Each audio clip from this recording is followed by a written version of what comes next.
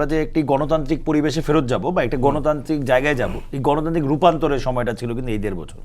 কিন্তু আপনি যদি লক্ষ্য করেন, এটা কিন্তু খুবই সত্য, যেটা আমাদের মানতে হবে, যে এই গত 1.5 বছরে আমরা কিন্তু আসলে সেই রূপান্তরের পথে হাঁটতে পারি নাই, এটা গণতান্ত্রিক পরিবেশ গড়ে তোলার পথে হাঁটতে পারি নাই। এটার বাস্তবতা আপনি এখনই প্রচারের সময় দেখবেন আর কি।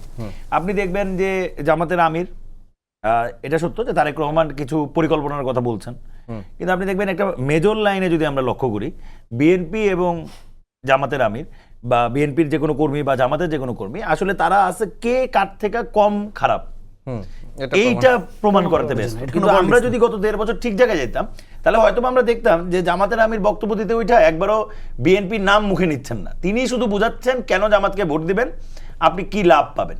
হয়তো দেখা যেতেন তারেক রহমানও বা বিএনপিও সেই একই লাইনে থাকতো যে আমি একে ভোট দিলে আপনি এই লাভ পাবেন। কিন্তু আপনি লক্ষ্য করবেন, আমরা সেই পুরাতন রেটরিক, জামাতের আমির প্রত্যেকদিন অ্যাড্রেস করতেছেন তারেক রহমানকে, তারেক রহমান সহ বিএনপির বাকি নেতারা অ্যাড্রেস করতেছেন জামাতকে।